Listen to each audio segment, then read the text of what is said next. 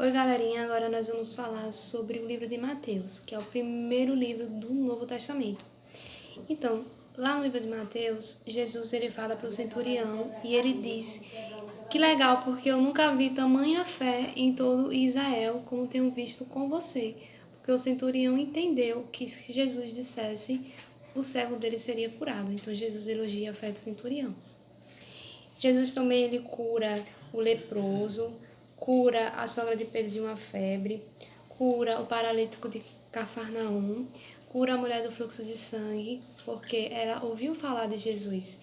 Ela disse: se eu tocar nele, eu serei curada. Então ela foi ao encontro de Jesus, vencendo toda a multidão que a apertava, e não se incomodou, mesmo sabendo que ela era considerada impura, que ninguém poderia tocar nela. Ela passou pela multidão mesmo, foi ousada, ouviu, disse que seria curada e fez. Foi atrás de Jesus para tocar nas vestes dele, uma ação correspondente. Então eu ouvi dizer uma ação correspondente.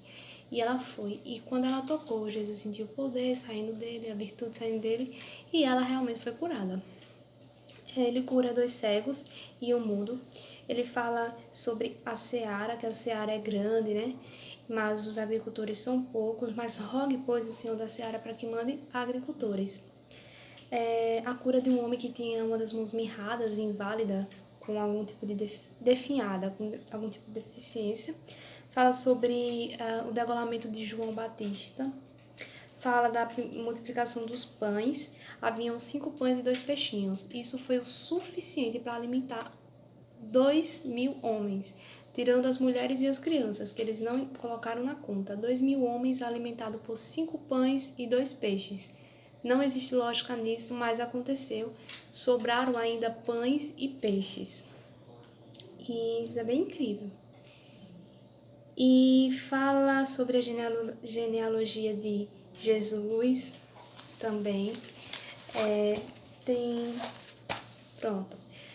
Nesse livro ainda fala sobre a transfiguração, que algumas pessoas acham que é uma defesa da ideia da reencarnação, o que não é, porque a transfiguração ela não foi que Moisés e Elias ele tinham voltado, mas essa questão da transfiguração foi uma visão, não foi o espírito de Elias ou de Moisés que tinha voltado, porque o cristianismo não entende assim, o cristianismo ele não crê que os espíritos voltam para a terra. Então ali foi uma visão de Elias, que estaria ali, e Moisés.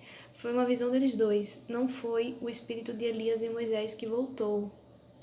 Se uma pessoa ela tem uma tia que morreu, por exemplo, e ela está na cozinha e vê a tia morta lá na cozinha, ali não é a tia dela, ali é um espírito, né? O diabo ele pode fazer isso, se disfarçar para que você seja enganado. Então, o cristianismo ele não acredita nessa ideia de que os espíritos voltam. Então, aqui foi uma visão, não foi o próprio Elias e Moisés voltando, e também não era Satanás, tá? Então, a gente precisa ter discernimento em relação a essas coisas. E Jesus corrige os fariseus sobre a diferença entre as tradições e a palavra, porque os fariseus queriam que Jesus lavasse a mão antes de comer. Mas Jesus disse, isso é tradição, isso não é a palavra. E ele diz, então, cuidado com o fermento dos fariseus. Cuidado, porque eles estão colocando o fermento em algo que não é para colocar. E dá uma aparência de grande, de bonito, mas não é. É apenas tradição, é apenas sepulcros cairados, né? Aquilo que tem uma aparência bonita, mas esconde um morto lá dentro. Então, é bem interessante essa parte que Jesus está lá conversando com os discípulos, e os discípulos dizem, mestre, uns dizem que você é Elias, outros dizem que você é Moisés, outros dizem que você é um profeta. E aí Jesus disse, mas e você? Diz que eu sou quem? E aí Pedro diz, tu és o Cristo, o Filho do Deus vivo. Aí Jesus olha para Pedro e diz, bem-aventurado, porque não foi carne e sangue que te revelou, mas o Espírito. Então, né, que lindo essa declaração. E aí um pouco mais, a gente se decepciona um pouco, porque a gente diz, Pedro, você estava indo tão bem, mas só que acontece um vacilo, né?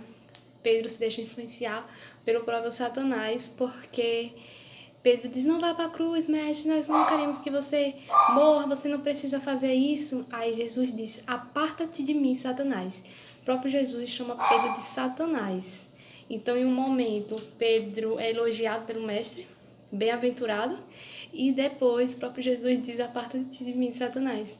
Mas ele estava dizendo com o espírito que estava influenciando Pedro, eu não estava falando diretamente para Pedro, mas porque havia ali um espírito que queria que Jesus sentisse remorso, que Jesus se entristecesse, que Jesus negasse a cruz, mas isso não aconteceu.